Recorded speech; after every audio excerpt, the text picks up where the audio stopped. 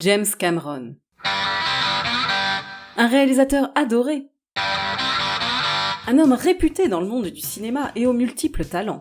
Ayant réalisé seulement 9 longs métrages, il porte également les casquettes de producteur, scénariste, directeur artistique, chef décorateur, bref. Je ne vais pas vous faire tout son CV sinon ma vidéo durera autant qu'Avatar 2.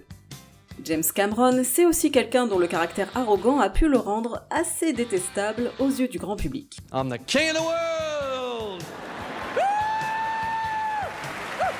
Le gars a quand même estimé que son Terminator 2 était, et je cite, « le film anti-guerre le plus violent du monde ». Pour rappel, Terminator 2 est sorti 13 ans après Voyage au bout de l'enfer et 12 ans après Apocalypse Now, hein. Mais beaucoup de gens arrivent à faire abstraction de Cameron l'humain, tout en appréciant Cameron l'artiste. Certains estiment même que c'est le meilleur réalisateur de tous les temps. Personnellement, je peux arriver à séparer l'humain de l'artiste. Ah si, je vous assure, hein. Je détestais les films de Cameron avant de savoir qu'il se comportait comme un connard.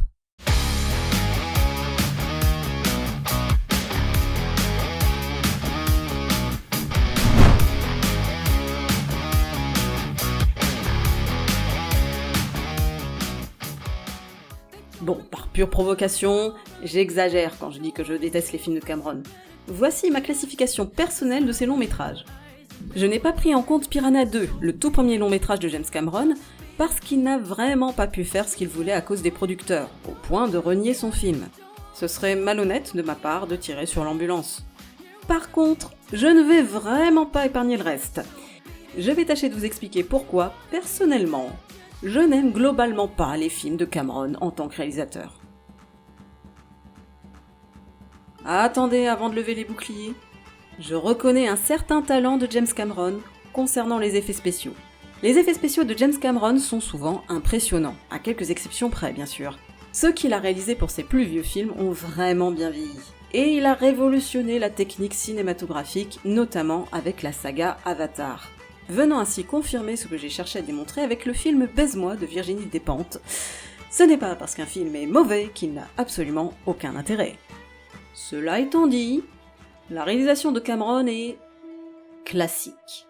Extrêmement classique. Eau d'un robinet parisien sur 20. Attention, je ne parle pas de ce qui se passe à l'écran, puisqu'on y voit souvent des scènes chocs ou impressionnantes. Je parle ici de la mise en scène, de la façon de filmer. Que ce soit au niveau du montage, de la composition de chant ou des mouvements de caméra, c'est très académique. Je ne peux pas dire que ce soit mauvais, mais ce n'est pas marquant. On peut reconnaître Tarantino à ses séquences montées comme des clips musicaux. On peut reconnaître Shyamalan à ses gros plans sur les visages. On peut reconnaître la composition géométrique des plans de Kubrick. Mais pour Cameron, y a rien. Au point que j'ai longtemps pensé qu'il était le réalisateur de Predator ou de Speed, qui sont un peu du même tonneau. Des films d'action efficaces, mais qui ne mettent pas en lumière une patte visuelle particulière. C'est dommage parce que pour le coup, j'aime beaucoup Predator. Mais comme la seule contribution de James Cameron à ce film, c'est les mandibules du Predator qui lui donnent un peu l'air d'un débile, ça compte pas. James Cameron n'a pas de réel style en tant que réalisateur. On reconnaît ses films majoritairement par les thèmes qu'il aborde, par leur côté tape à l'œil, et par les effets spéciaux quasi irréprochables. C'est un technicien. Un très bon technicien. Mais il n'est pas marquant en tant qu'artiste. D'ailleurs, j'ai vraiment le sentiment en regardant ces films qu'il avait une prouesse technique en tête et qu'il nous pond un film entier juste pour pouvoir la réaliser. Il y a quand même une chose qui permet de lui donner un semblant de patte visuelle en dehors de l'aspect technique, c'est la teinte bleue. L'omniprésence du bleu est frappante dans toute l'œuvre de Cameron. Bien évidemment, il y a la mer qu'il filme très souvent en raison de sa fascination pour l'océan, la couleur de peau des Na'vi dans Avatar, mais ce n'est pas tout. Très souvent, on a des plans dont la colorimétrie est bleutée, sans aucune raison particulière. C'est même pas sa couleur préférée, apparemment c'est le violet. Régulièrement, on trouve aussi la couleur rouge dans ces films. L'œil du Terminator, des lumières d'alarme... Waouh, utiliser le rouge comme couleur pour symboliser le danger, c'est tellement original. The bright red or orange coloration is caused by the presence of a toxin called batrachotoxin, which is found in the frog's skin. Par contre, pour l'utilisation du bleu, je sais même pas comment l'interpréter, ça n'a pas de sens. Ça ne souligne pas l'émotion des personnages, ça n'a pas forcément de rapport avec l'intrigue. On dirait que parfois, c'est juste parce qu'il fait nuit. N'arrivant pas à analyser son choix du bleu, je suis allée chercher une déclaration de Cameron à ce sujet. Je crois que j'aime juste la couleur bleue, c'est la couleur de la nuit, c'est la couleur de l'océan. Et en tant que plongeur, j'ai passé beaucoup de temps à regarder dans le bleu profond, le bleu pélagique. C'est vraiment une couleur magnifique, et ça accentue bien les visages humains. Ok, donc j'ai la confirmation que le fameux bleu Cameron, sa seule signature artistique, est complètement utilisé au pif. Je récapitule, la capacité artistique de Cameron repose uniquement sur ses choix de couleurs qui sont un peu de violet parce que c'est sa couleur préférée, un peu plus de rouge pour représenter le danger comme dans 99% du cinéma hollywoodien, et du bleu absolument partout parce qu'il trouve que ça fait joli. Ah, niveau utilisation et symbolique des couleurs, on est quand même très loin d'un Dario Argento ou d'un David Lynch. Je ne dis pas que tout doit avoir un sens, mais quand ton style artistique est aussi transparent, essaye de ne pas foutre du bleu partout sans réfléchir. On finit par même plus remarquer le bleu parce qu'on s'y habitue et parce qu'il n'y a rien d'autre pour le sublimer. Alors que dans Miami Vice de Michael Mann, là aussi il y a beaucoup de bleu, mais de 1, ça a une signification métaphorique, de 2, Mann le contraste avec des noirs très profonds, ce qui fait ressortir le bleu et le met en valeur. Cameron aurait pu faire pareil avec Abyss. Dans les profondeurs, il fait extrêmement sombre. C'était l'occasion rêvée de nous caler de beaux contrastes, renforçant ainsi l'angoisse et le titre, Abyss. Mais non, il y a tellement de bleu qu'on a même l'impression qu'il y a du brouillard. Visuellement, Cameron n'est donc pas un réalisateur marquant en dehors des effets spéciaux, ce qui pour moi relève plus de la poudre aux yeux que d'une véritable vision de réalisateur. Heureusement, James a plusieurs cordes à son arc, et peut-être que sa casquette de scénariste va plus me convaincre. En guise d'intro à cette partie, j'aimerais faire une distinction importante pour comprendre tout ce qui suit. Le scénario, ce n'est pas juste l'histoire ou les thèmes abordés, c'est aussi l'écriture des dialogues et la construction du rythme, avec notamment le découpage des séquences. Et si beaucoup, moi y compris, sont intéressés par le pitch de base et les thèmes abordés par les films de Cameron, certains, moi y compris, trouvent leur écriture un peu bancale. Concernant les dialogues, ils sont à l'image de la mise en scène de Cameron. C'est efficace. On fait avancer l'action, un peu d'interaction entre les personnages pour les rendre plus sympathiques ou au contraire plus détestables, et des punchlines. Come with me if you want to live. Get away from her, you bitch! I'm the king of the world! Cela dit, ça peut parfois tomber dans les phrases toutes faites un peu clichés des films hollywoodiens. C'est particulièrement le cas dans Avatar, où le héros commente en voix off à la façon des films noirs. Personnellement, j'aime beaucoup le style film noir, et j'aime le vieux truc du détective cynique et désabusé qui balance des phrases de gros dur en voix off du style « Cette ville craint, mais c'est ma ville ». Quand c'est bien écrit, ça marche bien, comme dans la BD Black Sad. Le type croyait parfaitement en son rôle de Jack l'Éventreur, une interprétation brillante. Tout y était, y compris la disparition dans le brouillard, sauf pour un détail. Je ne crois pas qu'il existe un seul détective qui aime se faire ruiner l'imperméable. Mais quand ça balance juste des poncifs qui peuvent être dits par un gars bourré au PMU, ça devient un poil risible. Strong prey on the weak. It's just the way things are. And nobody does a damn thing. They can fix a spinal if you got the money. But not on vet benefits, not in this economy. We live in a society. Concernant le pitch des films, on part toujours sur des idées alléchantes et intéressantes. Filmer le drame humain qu'a été le Titanic, s'enfoncer dans les profondeurs abyssales de l'océan, opposer la colonisation à l'écologie. Oui, James Cameron arrive à nous donner envie, rien qu'avec ses idées de base. Alors la question que je me pose, c'est... pourquoi j'ai tendance à me faire chier comme un rat mort quand je regarde ces films ? Eh ben c'est parce que sa gestion du rythme est bousillée. La plupart des films de Cameron sont classés dans la catégorie film d'action. Même Titanic, au-delà de la romance, peut rejoindre la sous-catégorie des films catastrophes, au même titre qu'Abyss. Et le premier Terminator comporte suffisamment de scènes glauques pour également rentrer dans la catégorie des films d'horreur. Je n'en dirai pas autant d'Aliens. Si le premier film de la saga, réalisé par Ridley Scott, était clairement un film d'horreur, celui de Cameron s'éloigne beaucoup de cette ambiance pour aboutir à une atmosphère plus bourrine, avec une Ellen Ripley plus combattante que survivante. En tout cas, tous ces films mettent ces personnages dans des situations où il faut survivre, principalement par la force ou la résistance physique dans des conditions extrêmes. On pourrait donc s'attendre à un rythme effréné où la survie n'est qu'une question de secondes. Eh bien pas du tout. Cameron distille dans ses films des scènes de vie quotidienne ou de dialogue entre ses personnages. Et en soi, c'est une bonne chose. Ça permet de ne pas juste faire un film bourrin et de laisser le spectateur respirer un peu. Aliens et Terminator 2, 2h17. True Lies, adapté du film La Totale, d'une durée normalement d'1h42, passe à 2h24. Avatar et Avatar 2, 2h42 chacun. Abyss, 2h51. Titanic, 3h05. Alors je vous rassure, j'ai donné les durées des Director's Cut. Mais si on prend les versions réellement voulues par Cameron, on voit que le monsieur aime les formats longs. Là encore, un film long n'est pas forcément une mauvaise chose. J'adore Autant n'emporte le vent et il dure quasiment 4 heures. Mais Autant n'emporte le vent, c'est l'histoire d'une vie ce film. L'héroïne épouse 3 mecs différents tout en continuant à draguer un autre homme marié. Elle traverse tout le pays en temps de guerre pour sa famille. Elle cultive la terre et défend sa propriété face aux soldats sans scrupules. Elle devient tour à tour infirmière, paysanne, propriétaire, commerçante. Elle perd ses 2 parents et sa petite fille. Elle devient alcoolique. Elle manque de se prostituer. Bref, c'est plein d'intrigues et de passion. Abyss, en revanche, n'a franchement pas assez de matière pour durer 3 heures. Il est inutilement rallongé par des bouts de scène qui viennent casser le rythme. Et donc ainsi atténuer la sensation d'étouffement qu'auraient pu nous procurer les profondeurs sous-marines. Qu'un film de survie soit long ou plutôt court, il peut être percutant tant qu'il arrive à maintenir notre attention par de nouvelles péripéties, et tant qu'il parvient à trouver un équilibre entre le rythme effréné et les temps de pause. Ce qui n'est malheureusement pas le cas de Cameron. Et c'est en grande partie pour ça que ses scénarios ne sont pas très bien écrits et paraissent assez brouillons. Cela dit, si on écoute Cameron, il ne veut pas forcément être un grand réalisateur avec un grand sens de la mise en scène et un scénario en béton. I almost bailed on being a filmmaker. The thing that kept me in the game was the possibility of the Avatar universe reaching a lot of people with a persistent message. Mais en vrai, il se fout pas totalement de ses scénarios puisqu'il a été assez critique quand 2 de ses personnages d'Aliens, en l'occurrence Newt et Hicks, ont été tués dès la scène d'introduction d'Alien 3.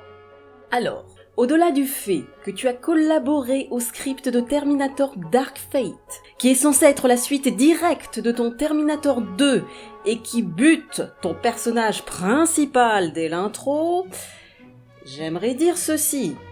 James, these are fictional characters. Chill. Do you see them? Are they in the room right now?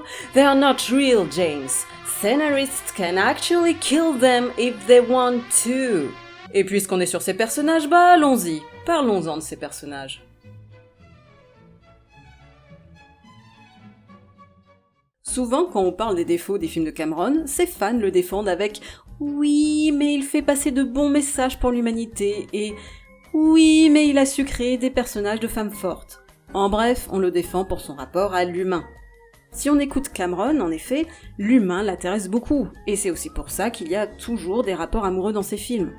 Cela étant dit, quand on y regarde de plus près, James Cameron a tendance à faire toujours le même genre de personnage, qu'on peut classer en différents archétypes.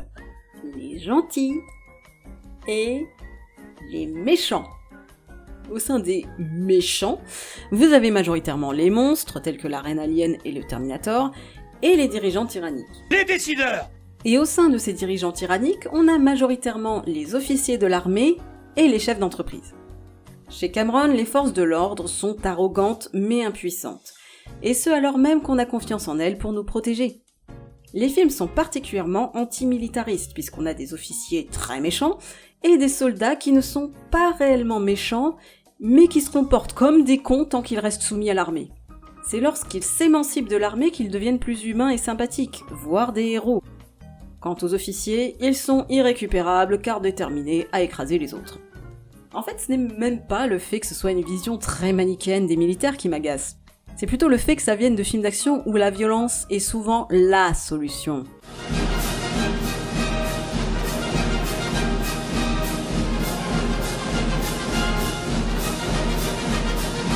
Mais ce n'est pas tout, les chefs d'entreprise chez Cameron sont toujours d'horribles personnes. Les dirigeants d'entreprise sont représentés comme des connards de capitalistes, sans scrupules, qui ne pensent qu'à leur projet personnel, au détriment du bien-être d'autrui. You know, Burke, I don't know which species is worse. You don't see them fucking each other over for a goddamn percentage. Et les ouvriers toujours de grands travailleurs compétents, subissent les ordres de ces petits chefs à l'ego surdimensionné. En même temps, les mecs qui dirigent de façon tyrannique pour leur projet personnel quitte à épuiser leur équipe... Eh oh James, tu parles d'expérience personnelle ? Non, parce que ce grand humaniste a quand même mis plusieurs fois ses acteurs en danger juste pour une prise et a maltraité régulièrement ses équipes de tournage, tout comme les officiers et dirigeants capitalistes qu'il aime tant critiquer. D'aucuns me diront, mais en fait, au travers de ces chefs d'entreprise, c'est surtout le capitalisme lui-même qui l'attaque. Et là, je répondrai que ce n'est même pas le fait que ce soit une vision très cliché du capitalisme qui m'agace, c'est plutôt le fait que ça vienne de films au budget de plus en plus colossaux, repoussant à chaque fois les limites de la définition du gros budget. Ce gars est l'hypocrisie personnifiée. J'ajouterai qu'à part la reine alien, il n'y a strictement aucun méchant féminin. Tous les vilains de Cameron sont des hommes. Je trouve ça un peu dommage. En revanche, beaucoup de ces gentils personnages sont des femmes, et Cameron est souvent salué pour avoir créé des personnages de femmes fortes, badass, iconiques. Beaucoup disent même que Cameron fait des films féministes. Ah, féministe mon cul, ouais. Le mec a juste 3 archétypes de femmes dans sa besace. La femme qui se comporte comme un mascu, la mère intentionnée et la femme enfant sensible. Ouais, parce que quand les gens parlent de femmes fortes chez Cameron, ils pensent à cet archétype-là. Hein, la mascu, la grosse Bertha. Pour être forte, une femme doit prendre les armes, diriger une équipe, savoir se battre, avoir du répondant, etc. Bref, tous les bons vieux clichés sexistes sur les mecs, tu les incorpores dans le corps d'une femme, et ça y est, t'as une femme forte à la Cameron. Waouh, ça envoie du rêve. Reprenons le cas Ellen Ripley. Dans le premier film Alien par Ridley Scott, le personnage de Ripley avait été écrit comme étant un homme. So what do you think about what happens if he's a she? And I thought, fine. No, it wasn't a big deal to me. I never thought about it. Pourtant, quand on regarde le film sans savoir qu'à la base, c'était censé être un personnage masculin, on ne s'en doute pas une seule seconde. À l'exception du robot H qui introduit de force un magazine dans la bouche de Ripley de façon phallique, et l'alien lui-même, aucun des personnages ne semble vraiment genré. Vous aurez pu intervertir tous les sexes des personnages que ça n'aurait pas changé grand-chose. On s'en fout de leur sexe, ce sont juste des humains, avec leurs forces et leurs faiblesses, et des énergies à la fois féminines et masculines, sans tomber dans les clichés extrêmes. On ne sent pas la volonté de faire de Ripley une femme forte, mais une personne forte. Bon, sauf peut-être pour la scène du slip, parce que bon, était-ce vraiment nécessaire de prendre une culotte avec un élastique pété, sérieusement ? Mais bref, passons. Dans Aliens, Cameron replace Ripley dans sa sexualité féminine. Pour la première fois dans la saga, elle a un prénom, Hélène, typiquement féminin. On découvre aussi qu'elle est une mère. Elle a même une attirance qui semble progresser envers Hicks, au point qu'avec lui et Newt, ils forment presque une famille. Mais en parallèle, elle apprend pour la première fois à utiliser des gros flingues que l'actrice déteste d'ailleurs, et elle passe de jeune manager essayant de trouver sa place à Rosie la rifteuse capable de conduire ses énormes engins. On n'a plus un être asexué, on ne s'en fout plus du sexe du personnage. Sa féminité définit son identité. Peut-être un peu trop, comparé au premier Alien où chaque humain trouvait sa place sans avoir de sexe défini. Et pour qu'elle paraisse plus forte, Cameron se sent obligé de contrebalancer cette féminité exacerbée avec un comportement de masculinité exacerbée. L'entre-deux n'existe pas, et encore moins la subtilité. Après, cette vision de femme forte peut correspondre à une forme de féminisme, surtout dans les années 80. Mais depuis Terminator jusqu'à Avatar 2, la vision du mec n'a clairement pas évolué. On a toujours soit des demoiselles en détresse, soit des femmes qui doivent se battre comme un homme pour exister, et l'entre-deux n'existe toujours pas. Donc féministe peut-être, mais bien trop dépassé aujourd'hui, et avec une vision très étriquée de ce que doit être un héros ou une héroïne. Bon, parce que je vous rassure, les hommes aussi sont représentés de façon caricaturale et archaïque. Le pater familias puissant et fort, mais avec quand même une touche de sensibilité pour demeurer attachant, et surtout, des muscles. Bref, les personnages de Cameron sont caricaturaux au possible, et il continue à utiliser les mêmes archétypes encore et encore, après 40 ans de carrière en tant que réalisateur, montrant ainsi que, malgré des années d'expérience, il n'évolue pas, et n'a aucune imagination quant au caractère humain. Pour quelqu'un d'aussi passionné par l'océan, je trouve que les créations de Cameron manquent cruellement de profondeur. Il nous offre un cinéma de divertissement correct, avec des effets techniques et visuels certes impressionnants, mais tout ça n'est finalement qu'une magnifique coquille vide, avec des poncifs éculés et des personnages souvent interchangeables d'un film à l'autre. Je comprends qu'on puisse aimer son cinéma, mais quand j'en vois dire que c'est un des plus grands réalisateurs contemporains, je ne peux que dire qu'il est surestimé. Ajoutez à cela qu'avec son sens de la démesure, à vouloir toujours aller plus loin, avec des budgets toujours plus chers, James Cameron est le parrain des blockbusters américains qui submergent le cinéma actuel. Il participe toujours activement à cette course au gros budget, à cette espèce de concours de grosses bitcoins, à ce jeu où le gagnant est finalement celui qui aura dépensé le plus d'oseille dans son spectacle. Steven Spielberg a d'ailleurs dénoncé cette mode des blockbusters, et ce qu'il craignait est en train d'arriver. Le cinéma de blockbuster est entré dans une impasse, parce que le public ne suit plus. Les blockbusters n'arrivent plus à être rentables. On claque la thune sans compter, mais les recettes parviennent à peine à couvrir les dépenses. Cameron arrive encore à largement rentabiliser ses films, mais... pour combien de temps ? À ce stade, j'ai envie de dire, tant mieux si ça finit par se planter. James Cameron a été à mon sens un élément moteur dans la chute actuelle du cinéma américain. Il est le genre de réalisateur qui souhaite tellement être dans le livre Guinness des records pour avoir utilisé le plus gros budget qu'il en oublie son objectif premier. Un objectif capital pour survivre dans l'univers impitoyable de l'art et du cinéma. Faire de bons films. His name is James Cameron, the bravest pioneer. No budget too steep, no sea too deep. Who's that? It's him, James Cameron. Systems are normal. You guys hearing the song okay up there? James Cameron, explorer of the sea. Yes, James, we hear the song.